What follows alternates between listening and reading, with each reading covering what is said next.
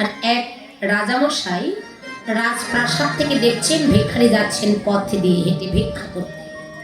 ওই রাজপ্রাসাদ থেকে রাজামশাই যাচ্ছেন, এই যে ভিখারি, ও ভিখারি। আরে ভিখারি গিয়ে বলছে, বাবু আপনি আমায় ডেকেছেন? বলে হ্যাঁ। যেই না রাজামশাইয়ের কাছে গেছে, মানে ভিখারি মনে মনে ভাবছে আমি ভিক্ষা করতে যাচ্ছি, রাজামশাই রাজপ্রাসাদ থেকে আমায় ডাকছে, না জানি কত কি আজ আমায় দান করবে। কাছে গিয়ে বলছেন, বাবুজি আপনি আমায় ডেকেছেন? বলে হ্যাঁ রে ভিখারি। আচ্ছা ভিখারি, তুই যে নিত্যদিন এমন করে 7 বাড়ি ভিক্ষা করিস, এক এক বাড়িতে এক এক রকমের চাল পাস। কারো বাড়িতে মোটা চাউল, কারো বাড়িতে চিকন চাল, কারো বাড়িতে লাল রঙের চাল, তাই না বাবা? এক এক বাড়িতে এক এক রকমের চাল। রাজামশাই বলছে, ভিখারি এক এক বাড়িতে এক এক রকমের চাল পাস, প্রতিদিন 7 বাড়ি ভিক্ষা করিস, 7 বাড়ি ভিক্ষা করে যে 7 রকমের চাউলটা তুই পাস, ও ভিখারি ওই 7 রকমের চাউল যে তুই একত্রে রন্ধন করে খাস, ওই 7 রকমের চাউল একত্রে রন্ধন করে খাবার কেমন স্বাদ রে? 7 রকমের চাল একত্রে রন্ধন করে খাবার কেমন স্বাদ? ভিখারি বলছে, বাবুজি 7 রকমের চাল একত্রে রন্ধন করে খাবার যে কেমন স্বাদ, এই কথা কিন্তু আমি আপনাকে বলে বুঝাতে পারবো না। এটা যদি আপনি বুঝতে চান তবে ওই রাজপ্রাসাদে বসে থাকলে হবে না। এটা যদি আপনি বুঝতে চান, রাজপ্রাসাদ থেকে নেমে আপনি যদি একবার আমার মতো পথের ভিখারি হতে পারে, রাজপ্রাসাদ থেকে নেমে রাজত্ব ছেড়ে দিয়ে আপনি যদি একবার আমার মতো পথের কাঙ্গাল হতে পারে, আমার মতো পথের কাঙ্গাল হয়ে, আমার মতো ভিখারি হয়ে 7 বাড়ি ভিক্ষা করে 7 রকমের যে চাল পাবেন, ওটা যদি আপনি একত্রে রন্ধন করে খেতে পারেন, তবেই বুঝতে পারবেন 7 রকমের চাল একত্রে রন্ধন করে খাওয়া কেমন।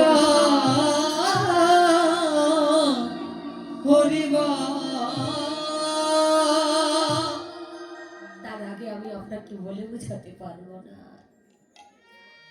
তাই তো এই জগতে ভক্ত ভগবান কি কি দিয়ে ডাকে, এসে কোনোদিন বলে বুঝানো যায় না। ভক্ত যে ভগবান কি কি বস্তু দিয়ে ডাকে, এটা বলে বুঝানো যায় না গোবিন্দ। এটা যদি তুমি জানতে চাও, বুঝতে চাও, ভগবানের বেশি থেকে নয়, তোমাকে ভগবানের তো সত্তা ছেড়ে দিতে হবে। ভগবানের আসন পরিত্যাগ করে যদি তুমি একবার ভক্ত হতে পারো, তবেই বুঝতে পারবে জগতের ভক্তরা ভগবানই কি কি দিয়ে ডাকে।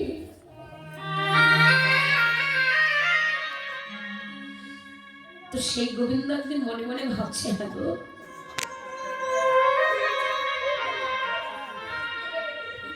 আমি বৃন্দাবনে চোর ছিলাম, এখানে এসে সাধু হলাম, আগে কালো ছিলাম, এখন গৌর বর্ণ সোনা হয়ে গেলাম। আচ্ছা একজন ভক্তির চরণের ধুলি অঙ্গে লেপন করে যদি এতটা পরিবর্তন হওয়া যায়, না জানি 1000 বৈষ্ণবের চরণের ধুলি অঙ্গে লেপন করলে জীবনে আরো কতটা পরিবর্তন হবে।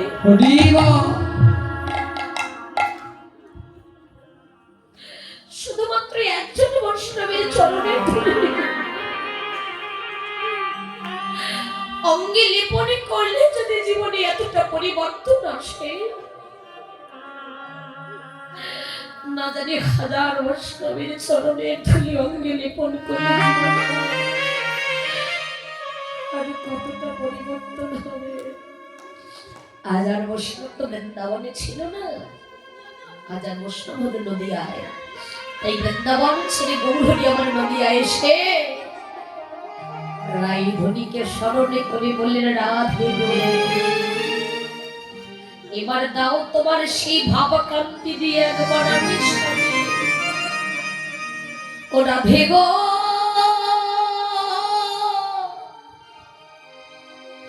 একবারে দাও তোমার ভাবে কান্তি দিয়ে আমায় সাজিয়ে দাও। শুনেছি একজন বৈষ্ণবের চরণের ধুলি আমি শুধুমাত্র বৃন্দাবনের প্রেমময়ী শ্রীমতী রাধারী কৃপা লাভ করেছিল। রাধার চরণের ধুলি অঙ্গিলে কনে করে যদি এতটা পরিবর্তন আমার হলো রাধে, না জানি হাজার বৈষ্ণবের চরণের ধুলি অঙ্গে লেপন করলে কত পরিবর্তন হবে। নদিয়ায় এসেছি, হাজার বৈষ্ণবের চরণের ধুলি আমি অঙ্গে লেপন করবো। রাধে দাও একবার তোমার ভাব কান্তি দিয়ে তুমি আমায় সাজিয়ে দাও। তোমার ভাব কান্তি আমি অঙ্গে ধারণ করে ও রাধে গো আমি নিজে কাঁদিব।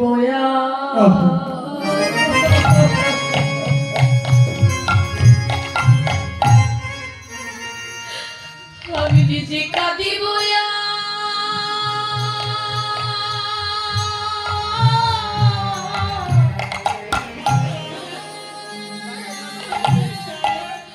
আমি জগতে কাঁদাবো।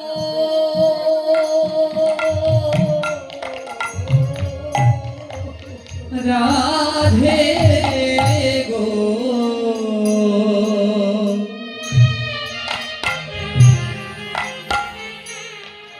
আমি নিজে কাঁদিব।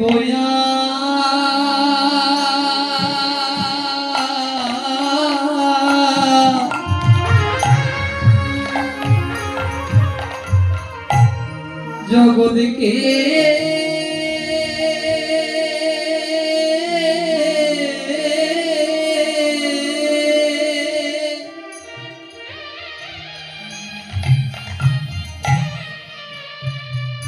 জগৎকে কাঁদাবো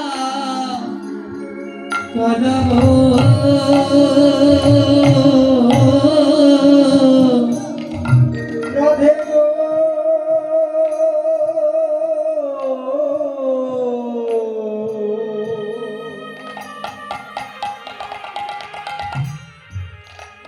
আমি নিজে কাঁদিব।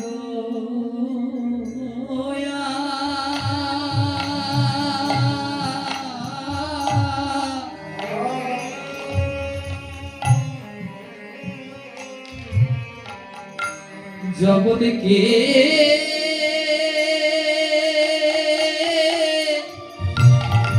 কাঁদাইব।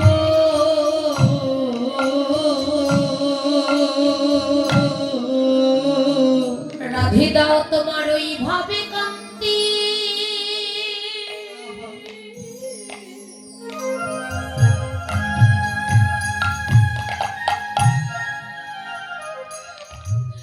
রাধে দাও তোমার ভাবে কান্তি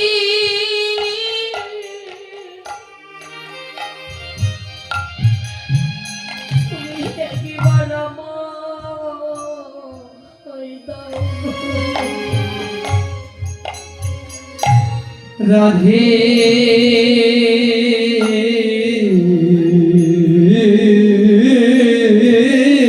গো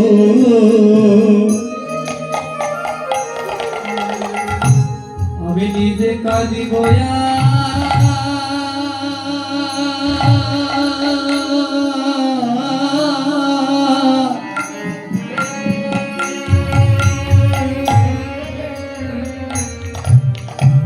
জগৎকে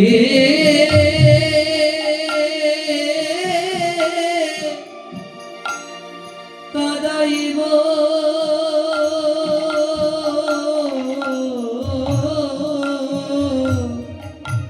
ও তোমার ভাব কান্তি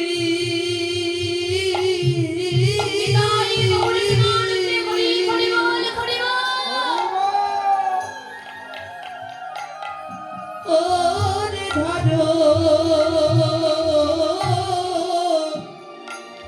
ধারণ করে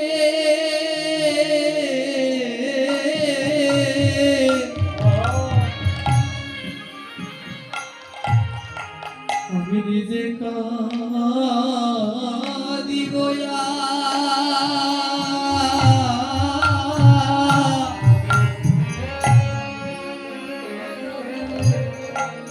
জগৎকে কাঁদাইব। ভগবান কথা বললেন মা, বললেন যে আমি নিজে আচরণে ধর্ম জগৎকে শেখাই। ওগো আমি যদি না কাঁদি কোনোদিন আমার জগতের জীবগণ কাঁদবে না। আমি যদি হরি না বলি কোনোদিন আমার জগতের জীবগণ হরি বলবে না। ভগবান নিজেকে দিয়ে জগৎকে কাঁদাচ্ছে, নিজে হরি বলে জগতের জীবগণকে কাঁদাচ্ছে। হে জীব কাঁদো, তোমরা যত পারো হরি বলে কাঁদো, যত পারো গৌর বলে কাঁদো, যত পারো কৃষ্ণ বলে কাঁদো। কাদাই জীবের ভজন, কাদাই জীবের সাধন। না কাঁদলে যে কোনোদিনই তাহলে কৃপা লাভ করা যায় না। কাঁদো যত পারো তোমরা কাঁদো, হরি বলে কাঁদো, গৌর বলে কাঁদো, কৃষ্ণ বলে কাঁদো।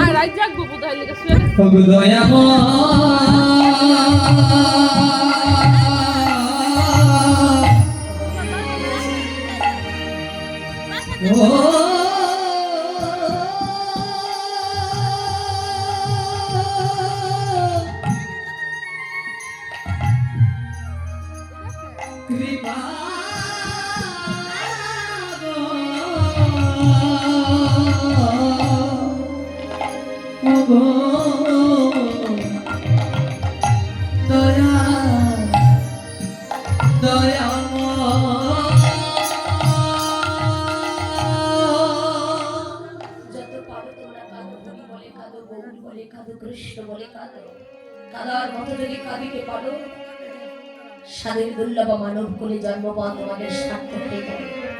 কিন্তু আমরা পারি কতজন কৃষ্ণ বলে কাঁদতে পারি না? পারি? সংসার মায়ার জালে পড়ে সকলেই কেঁদে মরছে, কিন্তু হরি বলি গৌর বলে কৃষ্ণ বলে আর কতজনে কাঁদিতে পারি? পারি না। কিন্তু কাঁদতে যদি হয় সংসার মায়ার জালে পড়ে কেঁদো না, হরি বলে কাঁদো, গৌর বলে কাঁদো, কৃষ্ণ বলে কাঁদো। কিন্তু আমরা বলি জীব আর অহংকারে জীব তো। আমরা নিজের দেহটাকে নিয়ে অহংকার করছি, ধন সম্পদ টাকা পয়সা বাড়ি গাড়ি নিয়ে অহংকার করছি, কিন্তু না। শাস্ত্রকার শাস্ত্রে বললেন ভাবছে বসে চলবে, ভাবছে বসে চলবে কি সে তুমি ভাববার কে? যার ভাবনা সেই ভাবছে তুমি ভাবো তাকে। ওকে বসে বসে নিচ্ছে মায়ের ভাবনা না ভেবে তোমাকে নিয়ে যে জন ভাবনা করছে তুমি তাকে নিয়ে ভাবনা করো, তাহলে বসে বসে নিচ্ছে মায়ের ভাবনা তোমায় আর ভাবতে হবে না। গীতা স্পষ্ট বললেন সর্বধর্মান পরিত্যাজ্য মামিকং শরণং ব্রজ অহং তা সর্ব পাপে ভমুক্ষে স্বামী মাঝুজ। এই যে সমস্ত কিছু পরিত্যাগ করে তোমরা আমাকে স্মরণে করো, আমি সমস্ত পাপ হতে তোমাদের মুক্ত করে নেব। কতজন পারি সবকিছু বলে ভগবানকে স্মরণ করতে? সবাই বলি আমার বাড়ি, আমার গাড়ি, আমার স্ত্রী, আমার পুত্র, আমার জায়গা, আমার জমি, ওরে মো এই জগতে যা কিছু আছে সকলই আমার। তাহলে আমি কার? ওরে আমার আমার করো না, জগতে আমার বলতে যে কিছু নেই। এসেছি একা, চলে যাব একা, খালি হাতে এসেছি, খালি হাতে চলে যাব, সঙ্গের সাথে আমাদের কোনো কিছু হবে না। এগুলি মন কানে লাগিয়ে অহংকার, নিজের দেহটাকে নিয়ে অহংকার করছো না। যিনি বিশ্বব্রহ্মাণ্ডের মালিক ভগবান, তার রূপের সঙ্গে জগতে কারো রূপের তুলনা হয় না। আমরা অনেকে আছে নিজের দেহটাকে নিয়ে অহংকার করি, রূপের গৌরব করি, ধনের গৌরব করি, জলের গৌরব করি, অর্থ সম্পদের গৌরব করি, কিন্তু না, গৌর রূপের সঙ্গে গোড়া রূপের সঙ্গে জগতে কোনো রূপের তুলনা হয় না। স্বর্গ মর্ত পাতাল যে রুক্মিণী ত্রিভুবনের মাঝে মুখরিত হয়ে আছে, ওই রূপের সঙ্গে জগতের কোনো রূপের তুলনা হয় না।